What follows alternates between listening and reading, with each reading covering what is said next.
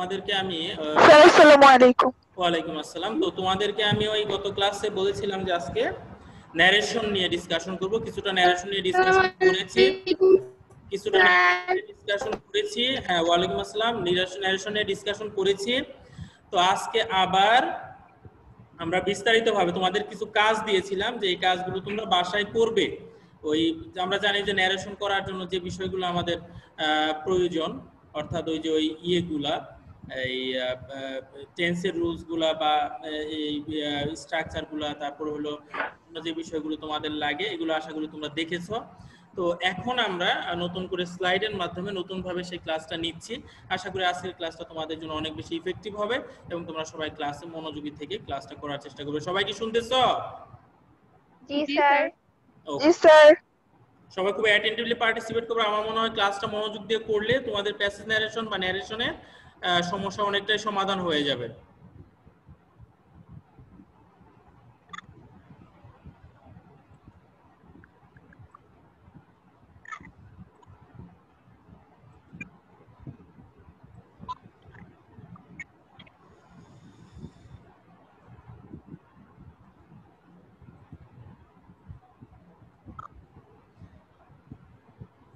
খেয়াল করো, দুইটা পার্ট এখানে দেওয়া আছে। গত ক্লাসে কিন্তু এগুলো আমরা ডিসকাশন করছি, সেজন্য হয়তো আজকের ক্লাসে আমাকে একটু তাড়াতাড়ি করতে হবে, কারণ হলো এগুলো আমার পূর্বে ডিসকাশন করা হয়েছে। তারপরে তোমাদের জাস্ট একটু মনে করিয়ে দিচ্ছি। দেখো, he says I love music, he says that he loves music. Rukaiya যাবে নিকরা, দেখতেছো? তাহলে হি সেজ আই লাভ মিউজিক, আর এখানে তার চরে নিচে দেওয়া আছে he loves music. So our today's lesson is direct and indirect speech, that's mean narration part 1. এটা হলো আমাদের আজকের টপিক।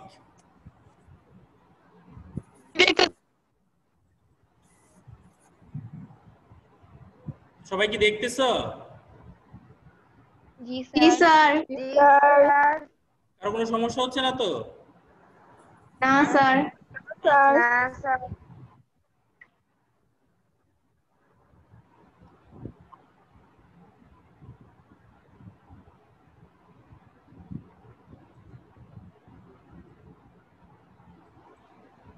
তাহলে আজকে আমরা যে বিষয়গুলো জানতে পারবো সেটা এখানে দেখানো হলো।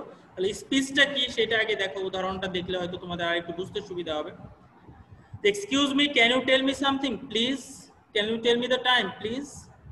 আর উনি বলতেছে yes of course it's 5 o'clock।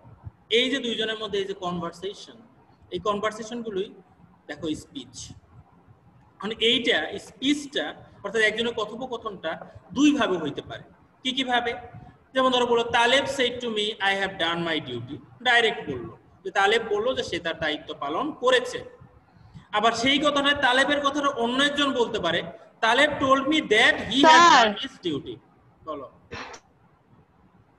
Sir is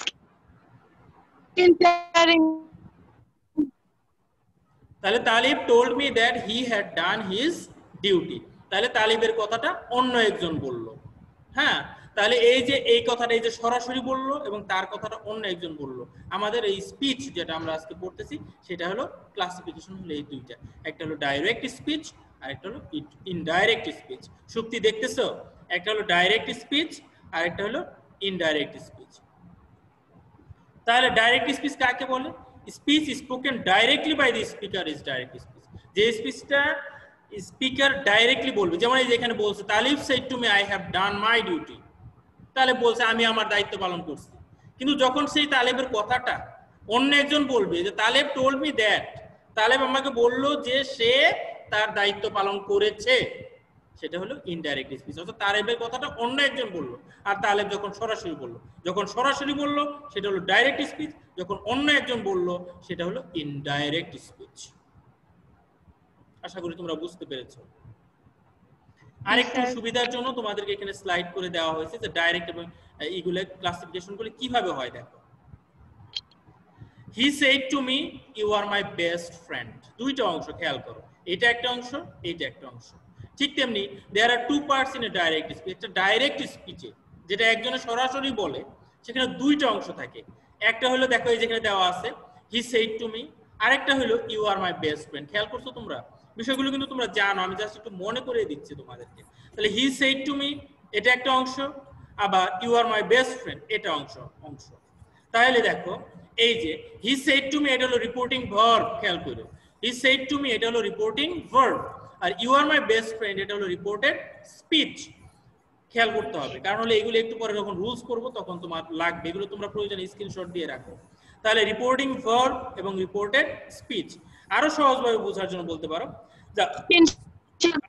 out of inverted comma, অর্থাৎ যেটা ইনভার্টেড কমার বাইরে সেটা হলো রিপোর্টিং ভার্ব, আর যেটা ইনভার্টেড কমার ভিতরে, এই যে দেখো একটা ইনভার্টেড কমা আছে, তোমরা আশা করি উপরে এই যে you are my best friend কথাটা দেখছো ইনভার্টেড কমার ভিতরে, তাহলে এই অংশটা হলো রিপোর্টেড স্পিচ।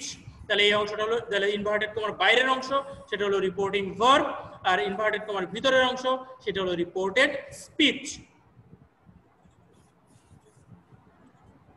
এবার কিছু বেসিক রুলস যেগুলো নিয়ে গত ক্লাসে আমি একটু আলোচনা করেছিলাম, আজকেও তোমাদের নতুন করে আলোচনা করছি যাতে বিষয়টা তোমাদের আরো ক্লিয়ার হয়। খেয়াল করো, এখানে দেওয়া আছে ডাইরেক্ট এম ইজ আর, সেটা ইনডাইরেক্ট হলে হয়ে যাবে ওয়াজ ওয়্যার। ডাইরেক্টে যদি এম ইজ আর থাকে সেটা ইনডাইরেক্টে সানিয়া ইসলাম কি হয়ে যাবে? Was were. যদি ওয়াজ ওয়্যার থাকে সেটা কি হয়ে যাবে? Had been. Had been. Shall will থাকে সেটা কি হয়ে যাবে? শুড অথবা উড। আমরা শুডটা পড়ব না, আমরা উড পড়ব, যে উড হয়ে যাবে বাস। যদি হ্যাভ হ্যাজ অথবা ডিড থাকে সেটা হয়ে যাবে হ্যাড প্লাস V3। V3 মানে তো তোমরা জানো ভার্বের পাস্ট পার্টিসিপল ফর্ম। তাহলে হ্যাভ হ্যাজ অথবা ডিড থাকলে সেটা হয়ে যাবে হ্যাড প্লাস V3, সরি। আবার যদি ক্যান অথবা মে থাকে সেটা হয়ে যাবে কুড অথবা মাইট। অনন্যা সোম বুঝতেছো? যদি ক্যান অথবা মে থাকে তাহলে সেটা হয়ে যাবে কুড অথবা মাইট। তারপর যদি must, have to, has to, ought to এইগুলো থাকে সেটা হয়ে যাবে হ্যাড টু। আলবি পাঠান বুঝতেছো? Must, have to, has to, ought to এগুলো থাকলে সেটা হয়ে যাবে হ্যাড টু। প্রত্যেকটা বিষয় মনে রাখতে হবে। প্রেজেন্ট ইনডিফিনিট টেন্স হয়ে যাবে পাস্ট ইনডিফিনিট টেন্স। গত ক্লাসে কিন্তু এটা আমি তোমাদের দেখিয়েছিলাম, আশা করি তোমাদের মনে আছে। প্রেজেন্ট ইনডিফিনিট টেন্স রিপোর্টেড স্পিচে সেটা হয়ে যাবে পাস্ট ইনডিফিনিট। তাহলে পাস্ট ইনডিফিনিট কি অবস্থা হবে? পাস্ট ইনডিফিনিট হয়ে যাবে পাস্ট পারফেক্ট। এই যে চিত্রটা এখানে তোমার দেয়া আছে, এটা তোমরা স্ক্রিনশট দিয়ে অথবা মোবাইলে ছবি তুলে রেখে দিতে পারো, কারণ এগুলো খুব গুরুত্বপূর্ণ। এই একটু পরে আমি যখন एग्जांपल করব তোমার লাগবে প্রত্যেকটা বিষয়। আমি আবার একটু দ্রুত বলতেছি। এম ইজ আর হয়ে যাবে ওয়াজ ওয়্যার, ওয়াজ ওয়্যার হয়ে যাবে হ্যাড বিন, উইল হয়ে যাবে উড, হ্যাভ হ্যাজ হ্যাড অথবা ডিড থাকলে হয়ে যাবে হ্যাড প্লাস V3। রুকাইয়া যাবে নিকরা, বুঝতেছো? কপাল থেকে হাত নামাও। ক্যান অথবা মে হয়ে যাবে কুড অথবা মাইট। তারপরে must, have to, has to, ought to এগুলো হয়ে যাবে হ্যাড টু। প্রেজেন্ট ইনডিফিনিট হয়ে যাবে পাস্ট ইনডিফিনিট, এবং পাস্ট ইনডিফিনিট হয়ে যাবে পাস্ট পারফেক্ট। আশা করি বুঝতে পারছো। এবার কিছু অ্যাড ভার্বের নিয়ম দেখো, এগুলো সরাসরি আমার লাগবে। নাও থাকলে সেটা হয়ে যাবে কি? দেন। টুমরো থাকলে দ্য নেক্সট ডে। টুনাইট থাকলে দ্যাট নাইট। টুডে থাকলে দ্যাট ডে। ইয়েস্টারডে থাকলে দ্য প্রিভিয়াস ডে, এগুলো কিন্তু তোমরা জানো। লাস্ট নাইট থাকলে the previous night. Last week থাকলে দ্য প্রিভিয়াস উইক। হিয়ার থাকলে দেয়ার। দিস থাকলে দ্যাট, এবং দিস থাকলে দোজ। আবার দেখো, নাও থাকলে দেন। টুমরো থাকলে দ্য নেক্সট ডে। টুনাইট থাকলে দ্যাট নাইট। টুডে থাকলে দ্যাট ডে। ইয়েস্টারডে থাকলে the previous day. Last night থাকলে the previous night. Last week থাকলে দ্য প্রিভিয়াস উইক। হিয়ার থাকলে দেয়ার। দিস থাকলে দ্যাট, এবং দিস থাকলে দিসের প্লুরাল ফর্ম যেটা দিস সেটা হয়ে যাবে দোজ। তোমরা এগুলো স্ক্রিনশট দিয়ে অথবা তোমাদের বইয়ে যে কোনো ভাবে তোমরা এটা নিয়ে নিতে পারো। এবার দেখো how the subject, object and positive of direct speech changes. Direct স্পিচের সাবজেক্ট, অবজেক্ট এবং পজিটিভ অফ ডাইরেক্ট স্পিচটা কিভাবে চেঞ্জ হয় দেখো। যদি রিপোর্টেড স্পিচে আই থাকে, রিপোর্টিং ভার্বে যদি হি অথবা শি থাকে সেটা রিপোর্টেড স্পিচে হবে আই। উই থাকলে হি, শি অথবা দে। এটা ব্যবহারটা আমরা যখন প্র্যাকটিক্যালি করব তখন বুঝতে পারবো ভালোভাবে। ইউ থাকলে মি অথবা আস অথবা আই অথবা উইও হইতে পারে। মাই থাকলে হিজ অথবা হার, অর্থাৎ পজিটিভ ফর্ম। পজিটিভ ফর্ম, হ্যাঁ ঠিক আছে। আবার আওয়ার পজিটিভ ফর্ম দেয়ার।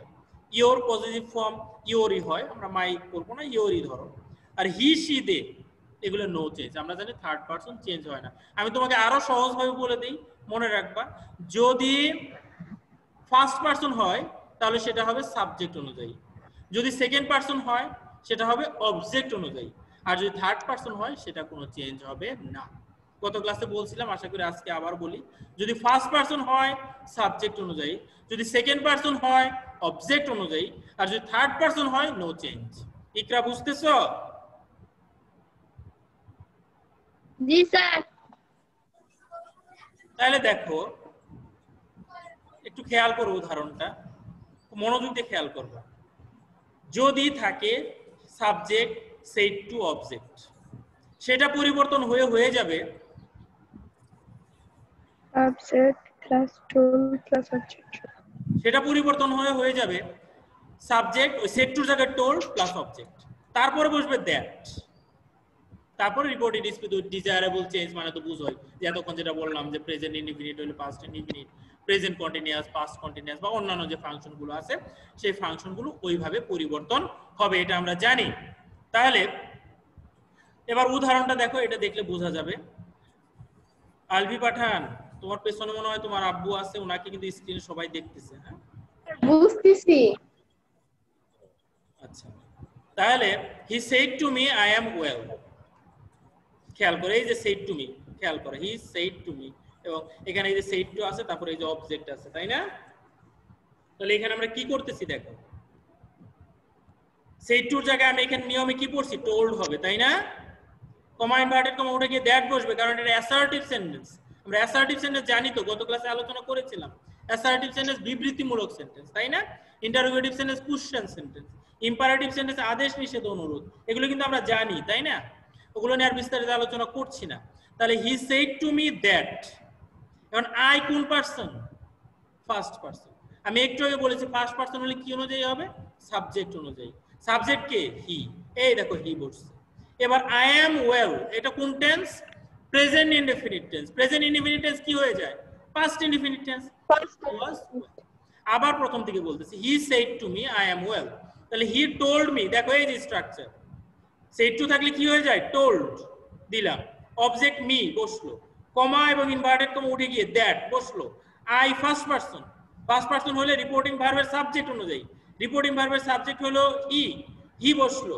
এবার টেন্স পরিবর্তন, এম এর পাস্ট ফর্ম কি? ওয়াজ, ওয়াজ বসলো, বাকি যা আছে।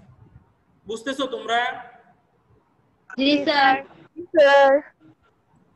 এবার দেখো, she said to me I was ill, খেয়াল করো,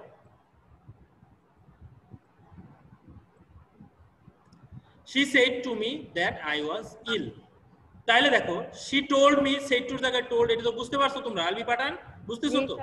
said এর জায়গায় told দিলাম, আচ্ছা মি অবজেক্ট দিলাম, that কমা ইনভার্টেড কমার পরিবর্তে বসলো। এবার দেখো এখানে আছে আই, কোন পারসন? ফার্স্ট পারসন, তাহলে কি অনুযায়ী পরিবর্তন হবে? সাবজেক্ট। Subject K? she, এই দেখো সরাসরি she বসলো। আমি একটু আগে বক্সের নিয়মে তোমাকে করিয়েছিলাম যে যদি ওয়াজ হয় সেটা কি হয়ে যাবে? Had been. ওয়াজ অথবা ওয়্যার হয় সেটা কি হয়ে যাবে? Had been. তাহলে এই দেখো এখানে ওয়াজ আছে, আছে না? সেই ওয়াজটা কি হয়ে গেল? হ্যাড বিন হয়ে গেল। তোমরা কি বুঝতে পারতেছো? জি স্যার। স্যার।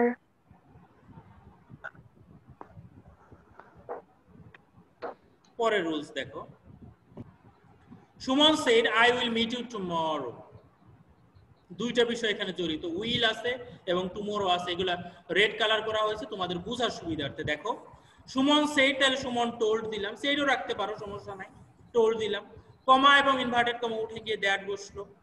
এবার দেখো আই ফার্স্ট পারসন, একটু আগে আমি পার্সনের নিয়মটা বলছি যে ফার্স্ট পারসন হলে সাবজেক্ট সুমন অনুযায়ী হবে, তাহলে হি। সরি, যেহেতু তোমাদের পরীক্ষাতে দুইজন ব্যক্তি থাকতে পারে, সেজন্য তোমরা অভ্যাসটা এখন থেকে করবে যে এই হি দ্বারা কাকে বোঝাইছে? সুমনকে, তাই না? সুতরাং ব্র্যাকেটে আমরা সুমন নামের এস এই শব্দটা ব্র্যাকেটে দিয়ে দেব, এই অভ্যাসটা আমরা করব। কারণ হলো পরীক্ষাতে ধরা থাকে সুমন সেড টু রোমন, সেই ক্ষেত্রে তোমাকে কে সুমন কে রোমান এটা তার টিচারকে বুঝিয়ে দিতে হবে, অর্থাৎ ব্র্যাকেটের মধ্যে ওই প্রোনাউনের পাশে ব্র্যাকেটের মধ্যে আর অথবা এস দিয়ে তাকে বুঝিয়ে দিতে হবে যে হিটা কি সুমন নাকি রুমা। তাহলে দেখো এই যে উইল থাকলে উড হয়, আমরা একটু আগে পড়ছি, উইল থাকলে কি হয় উড, টুমরো থাকলে দ্য নেক্সট ডে হয়। দেখো লাল চিহ্ন করা আছে, আমি আবার সার্কেল করে দিয়েছি তোমাদের বোঝার সুবিধার্থে। দেখো উইল থাকলে সেটা কি হয়ে গেল উড, আর টুমরো থাকলে সেটা কি হয়ে গেল the next day. Next day. বুঝতেছো? জি sir. Thank you. Next, he said to me I have done my job. Sir আমাদের কি পিকআপ প্যাসেঞ্জার আসবে না? He said to me I have done Sir. my job. হ্যাঁ আমাদের কি sir আমাদের প্যাসেজ নারেশন আসবে না? হ্যাঁ, সেন্টেন্স নারেশন না বুঝলে কি প্যাসেজ নারেশন বুঝবা বলো? সেন্টেন্স নারেশনটা বুঝিয়ে নিই, আগামী ক্লাসে প্যাসেজ নারেশন পড়াবো। হ্যাঁ ওকে, এটা তো জানি। এটাই তোমাদের তো প্যাসেজ নারেশন তোমরা জানো না? জানো তো। আচ্ছা, তাহলে he said to me I have done my job, খেয়াল করো। তাহলে said to me এর জায়গায় আমরা জানি told me দিলাম। এবার দেখো have থাকলে কি হয়ে যায় মনে আছে কারো? have has থাকলে কি হয়ে যায়? Had. হ্যাড। এই দেখো had দিলাম, আর কোনো পরিবর্তন নাই, টেন্স একই রইল। পার্সনের ব্যাপারটা একটু বর্ণনা করি, তোমাদের এইটা একটু বোঝানো হয় না। এই দেখো এখানে আছে মাই, মাই কোন পার্সন? ফার্স্ট পার্সন, তাহলে এই যে হি হবে তাই না? কিন্তু হি তো দেয়া যাবে না, কারণ মাই যেহেতু পজিটিভ ফর্মে, তাহলে হির পজিটিভ ফর্ম হিজ, সুতরাং হিজ ব্যবহৃত হইল। এইটা একটু খেয়াল রাখবা। এখানে মাই জব, এই মাইটা কে? এই যে হি, কিন্তু যেহেতু মাই হলো আই এর পজিটিভ ফর্ম, তাহলে হির পজিটিভ ফর্ম কি? হিজ, সেজন্য আমাদেরকে এখানে হিজ দিতে হইল।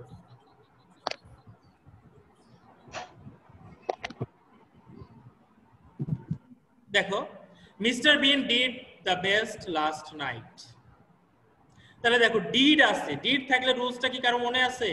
হ্যাভ, হ্যাজ, ডিড থাকলে কি হয়? Had been. সেখানে নিয়মে বলা ছিল যে হ্যাড বসে এবং V3 বসে, তাই না? তাহলে এখন দেখো হি টোল্ড দ্যাট, এগুলো নিয়ম অনুযায়ী করলাম। মিস্টার বিন থার্ড পারসন, কোনো চেঞ্জ হইল না। এবার দেখো ডিড আছে, ডিড থাকলে যে হ্যাড বসে এবং মূল ভার্বের পাস্ট পার্টিসিপল ফর্ম। ডিড এর পাস্ট পার্টিসিপল ফর্ম আমরা কিন্তু জানি ডু, ডিড, Done. তাহলে এইটা হ্যাড ডান দ্য বেস্ট। আবার লাস্ট নাইট থাকলে মনে আছে কারো? লাস্ট নাইট থাকলে দ্য প্রিভিয়াস নাইট, মনে আছে? Previous night. এই দেখো ডিড থাকার কারণে হ্যাড ডান বসলো, আবার এই যে লাস্ট থাকার কারণে দ্য প্রিভিয়াস নাইট বসলো। তোমরা কি যে সার্কেল দেওয়া বিষয়টা বুঝতে পারছো? হ্যাঁ স্যার। Sir. এবার পরের স্লাইডে চলো। I go to school regularly. I go to school regularly. তাহলে দেখো he said বসলো, he যেহেতু থার্ড পারসন, এই দেখো I সাবজেক্টে বসলো কি? দেখো গো আছে, লাল চিহ্ন দাও, খেয়াল করো সবাই। গো আছে মানে এটা কোন tense? Present indefinite. Present indefinite কি হয়ে যায়? Past indefinite. Past তাহলে এই দেখো infinite. গো থাকার কারণে গোর পাস্ট ফর্ম কি? went, তাহলে এই যে he went to school regularly। আরেকটা দেখো I visited London 2005, দেখো visited লাল চিহ্ন করা, past indefinite। এই দেখো এখানে এসে কি হয়ে গেল? had visited, অর্থাৎ past indefinite কি হয়ে গেল? past perfect। এগুলো আমরা রুলস এর মধ্যে পড়ছি যে past indefinite কি হয়ে যায়? past perfect। এবার কিছু ব্যতিক্রম, একটা ব্যতিক্রম খেয়াল করো, একটু খেয়াল করে শুনবা, কারণ এগুলো তোমাদের মাঝে মাঝে পরীক্ষার হলে কনফিউজড করে দেয়। দেখো হি সেজ, এতক্ষণ যতগুলো উদাহরণ আমরা করেছি প্রত্যেকটাতেই কিন্তু ছিল said অথবা told, আর এইখানে দিছে ওনারা সেজ, তার মানে প্রেজেন্ট ইনডেফিনিট। তাহলে আমার রুলসটা কি একটু খেয়াল করো সবাই। if the reporting verb is in present or future tense, reporting verb কিন্তু এটা প্রথমে দেখাইছিলাম যে ইনভার্টেড কমার বাইরের অংশ হলো রিপোর্টিং ভার্ব।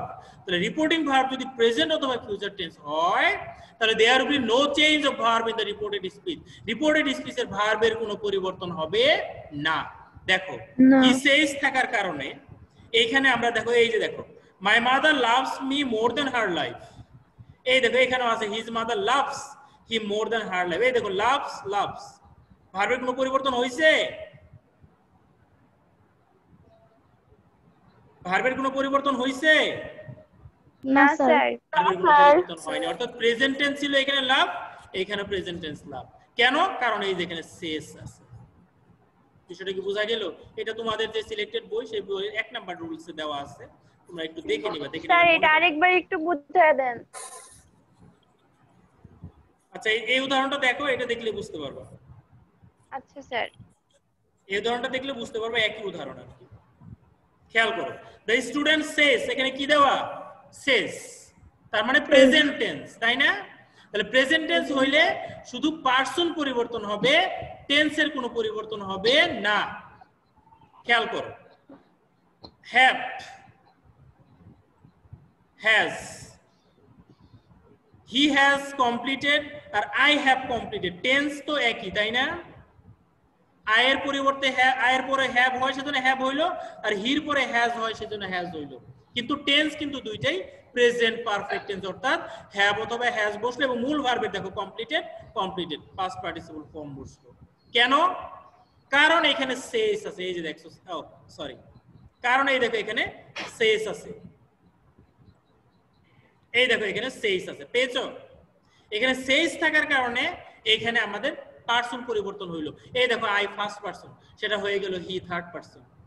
কিন্তু টেন্স আই হ্যাভ কমপ্লিটেড আর হি হ্যাজ কমপ্লিটেড, অর্থাৎ ওটাও প্রেজেন্ট পারফেক্ট, এটাও প্রেজেন্ট পারফেক্ট, টেন্সের কোনো পরিবর্তন হইল না। আর আগের উদাহরণে মাই মাদার পরিবর্তন হয় নাই, কেন জানো? মাই মাদার কোন পারসন? Third person. আমরা জানি থার্ড পারসন কোনো পরিবর্তন হয় না, ফার্স্ট পারসন এবং সেকেন্ড পারসন পরিবর্তন হয়।